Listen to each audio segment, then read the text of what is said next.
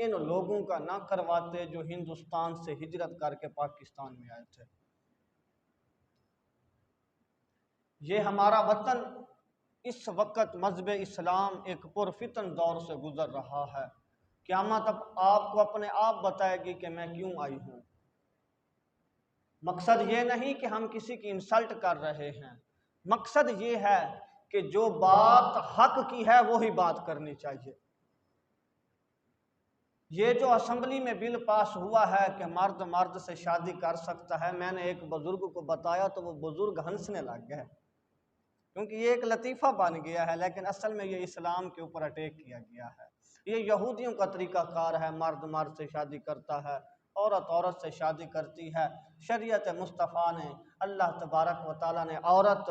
مرد کے اوپر حلال کر دی ہے۔ میرے آقا کریم علیہ السلام نے فرمایا شادیاں کثرت کے ساتھ کرو، 1 کرو، 2 کرو، 3 کرو، تاکہ 4 بھی کر لو۔ شریعت نے یہ اجازت دی ہے۔ دوسرا بھی آپ کو ایک مسئلہ بتا دوں، میرے آقا کریم علیہ السلام کے غلاموں کے اگر زنا کوئی کرتا ہے، لڑکا اور لڑکی، اسے کوڑے مارے جاتے ہیں۔ وہ کوڑوں کی تعداد ہوتی ہے 50 100 مار دیے جاتے ہیں۔ اگر مرد مرد کے ساتھ بدفعلی کرتا ہے، مرد مرد کے ساتھ بدفعلی کرتا ہے، پھر شریعت مصطفیٰ کہتی ہے، علماء کرام کہتے ہیں کہ جو وقت کا قاضی ہے، جو وقت کا جج ہے، جو وقت کا چیف جسٹس ہے، وہ اس کی سزا مقرر کرے، چاہے اس کے اوپر دیوار گرا دے، چاہے اسے پہاڑ کے اوپر کھڑا کر کے دھکا دے دے۔ یعنی کہ اس جرم کی سزا بھی علماء نے نہیں مقرر کی کہ ایسی سزا دینی چاہیے جو اس شخص کے لیے مقام عبرت بن جائے۔ یعنی کہ اگر مرد مرد کے ساتھ بدفعلی کر رہا ہے تو حاضرین محترم قاضی کو حق ہے، اس کا یہ مقصد نہیں کہ علماء نے اس کی سزا مقرر نہیں کی۔ اگر لڑکا لڑکی سے زنا کرتا ہے، اس کی سزا ہے کہ اسے کوڑے مارے جائیں۔ اگر مرد مرد کے ساتھ بدفعلی کرتا ہے، پھر علماء کرام کہتے ہیں، محدثین، صلحاء، فقہاء، ائمہ مجتہدین کہتے ہیں، پھر جو وقت کا قاضی ہے، جو وقت کا جج بیٹھا ہے، وہ اس کی سزا مقرر کرے، جتنا اس کا جی چاہے اسے سزا دے، چاہے وہ اسے سنگسار کرا دے پتھروں کے ساتھ، چاہے اس کے اوپر اسے زمین کے اوپر لٹا کر اس کے اوپر دیوار گرا دی جائے، چاہے اسے پہاڑ کے اوپر کھڑا کر کے نیچے گرا دیا جائے۔ علماء کرام فرماتے ہیں کہ اتنی سخت سزا دینی چاہیے۔ یعنی کہ یہ جو معاملات ہوئے ہیں، اس چیز کا مذہب اسلام کے ساتھ کوئی تعلق نہیں ہے، قرآن کے ساتھ، شریعت مصطفیٰ کے ساتھ کوئی تعلق نہیں ہے۔ قوم لوط کا واقعہ مشہور ہے، ان پہ اللہ کا عذاب کیوں آیا؟ اللہ تبارک و تعالیٰ کا قوم لوط پہ عذاب کیوں آیا؟ ان لوگوں نے اپنی بیویاں چھوڑ دی، عورتیں چھوڑ دیں، لڑکوں کے پیچھے بھاگنا شروع کر دیا، مردوں کے پیچھے بھاگنا شروع کر دیا، حتیٰ کہ اللہ تبارک و تعالیٰ نے 2 فرشتے بھیجے، 4 فرشتے تھے یا 2 تھے، مقرر نہیں ہیں۔ وہ گئے، وہ بہت حسین تھے، فرشتے ویسے بھی نوری ہوتے ہیں، خوبصورت ہوتے ہیں، تو وہ لوگ حضرت لوط علیہ السلام کے گھر بھی حملہ آور ہو گئے، اور اللہ تبارک و تعالیٰ نے ان کو قیامت تک نشان عبرت بنا دیا ہے۔ بستی الٹا دی، ان کے اوپر پتھروں کی بارش ہوئی۔ آج ہمارے وطن عزیز میں جب کوئی بھی لابی یہودی اس چیز کی کوشش کرتا ہے تو وہ اسلام کے ساتھ مخالفت کر رہا ہے۔ اس میں ہر شخص برابر کا شریک ہوگا، اس گناہ میں ہر شخص، چاہے صوفی ہے، بزرگ ہے، صوفی ہے، جس چیز کے ساتھ بھی، جس منصب کے ساتھ بھی اس کا تعلق ہے، وہ برابر کا شریک ہے۔ اسی لیے اس چیز کی اپنی صدا بلند کریں، اپنی آواز بلند کریں، اپنے ایم این اے سے، اپنے ایم پی اے سے اسے پوچھیں کہ بھائی ہم نے آپ کو ووٹ اس لیے نہیں دیا تھا کہ آپ ختم نبوت کے اوپر ڈاکہ ماریں، بھائی ہم نے آپ کو ووٹ اس لیے نہیں دیا تھا کہ آپ اسلام کی مخالفت کریں، ہم نے آپ کو اس لیے ووٹ نہیں دیا تھا کہ آپ مرد اور مرد کی شادی کے لیے بل پاس کر دیں، ہم نے آپ کو ووٹ اس لیے نہیں دیا تھا کہ آپ اسلام کی مخالفت کریں اور اس بل کے اوپر سائن کر دیں۔ یہ ہر مسلمان اپنے دل کی آواز بلند کرے، یہ قیامت اپنے آپ لوگوں کو بتائے گی کہ کیا ہو رہا ہے۔ آپ لوگوں کو پتہ ہونا چاہیے جب کوئی چیز حکومت پاس کر لیتی ہے پھر حکومت اس پہ عمل درآمد بھی کرا لیتی ہے۔ تو ہم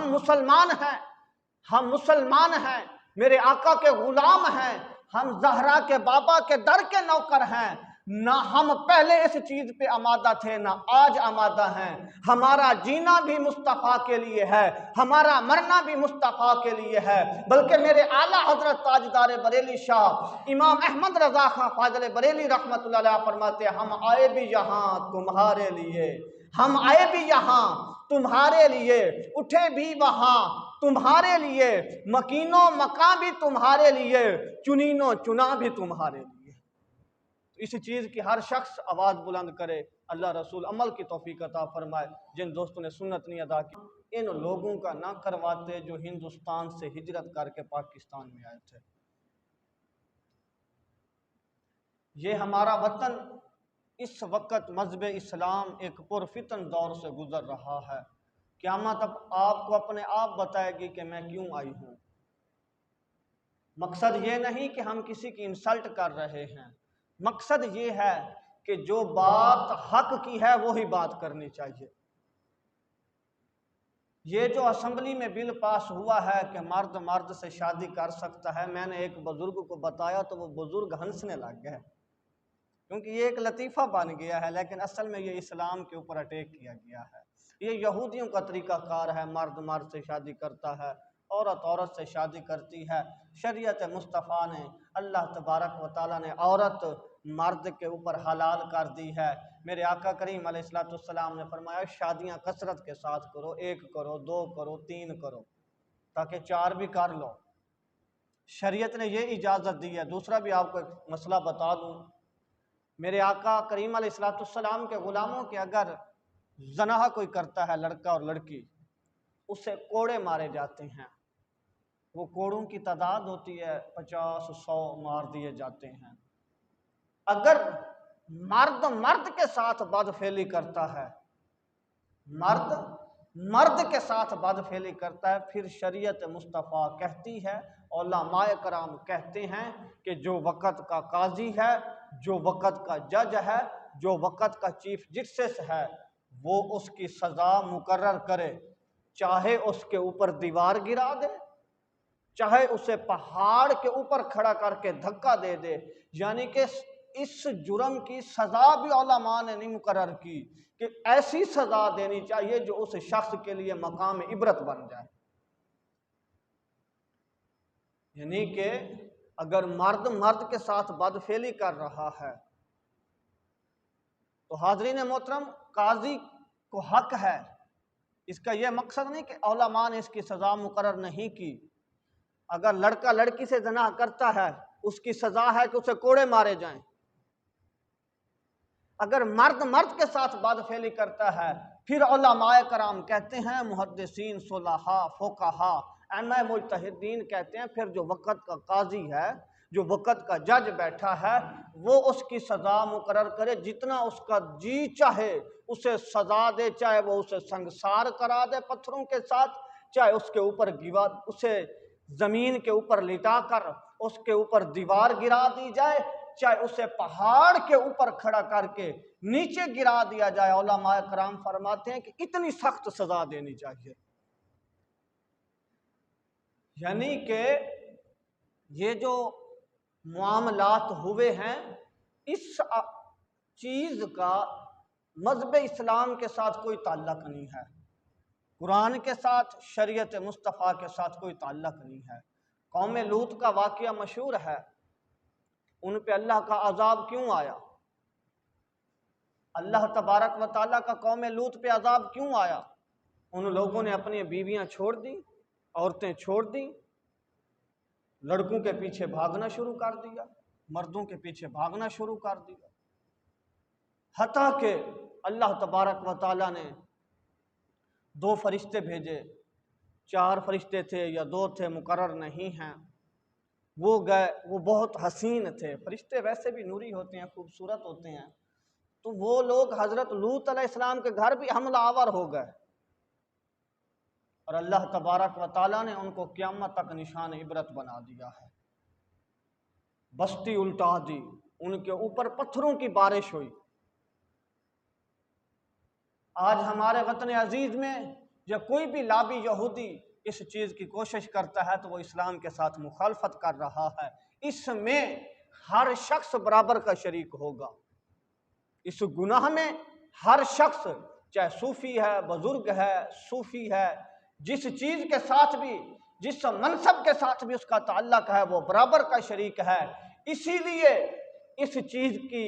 اپنی صدا بلند کریں، اپنی آواز بلند کریں، اپنے ایم این اے سے، اپنے ایم پی اے سے اسے پوچھیں کہ بھائی ہم نے آپ کو ووٹ اس لیے نہیں دیا تھا کہ آپ ختم نبوت کے اوپر ڈاکہ ماریں، بھائی ہم نے آپ کو ووٹ اس لیے نہیں دیا تھا کہ آپ اسلام کی مخالفت کریں، ہم نے آپ کو اس لیے ووٹ نہیں دیا تھا کہ آپ مرد اور مرد کی شادی کے لیے بل پاس کر دیں، ہم نے آپ کو ووٹ اس لیے نہیں دیا تھا کہ آپ اسلام کی مخالفت کریں اور اس بل کے اوپر سائن کر دیں۔ یہ ہر مسلمان اپنے دل کی آواز بلند کرے، یہ قیامت اپنے آپ لوگوں کو بتائے گی کہ کیا ہو رہا ہے۔ آپ لوگوں کو پتہ ہونا چاہیے جب کوئی چیز حکومت پاس کر لیتی ہے پھر حکومت اس پہ عمل درآمد بھی کرا لیتی ہے، تو ہم مسلمان ہیں، ہم مسلمان ہیں، میرے آقا کے غلام ہیں، ہم زہرا کے بابا کے در کے نوکر ہیں، نہ ہم پہلے اس چیز پہ آمادہ تھے نہ آج آمادہ ہیں، ہمارا جینا بھی مصطفیٰ کے لیے ہے، ہمارا مرنا بھی مصطفیٰ کے لیے ہے، بلکہ میرے اعلیٰ حضرت تاجدار بریلی شاہ امام احمد رضا خان فاضل بریلی رحمۃ اللہ علیہ فرماتے ہیں ہم آئے بھی یہاں تمہارے لیے، ہم آئے بھی یہاں تمہارے لیے، اٹھے بھی وہاں تمہارے لیے، مکین و مکاں بھی تمہارے لیے، چنین و چنا بھی تمہارے لیے۔ اس چیز کی ہر شخص آواز بلند کرے، اللہ رسول عمل کی توفیق عطا فرمائے۔ جن دوستوں نے سنت نہیں ادا کی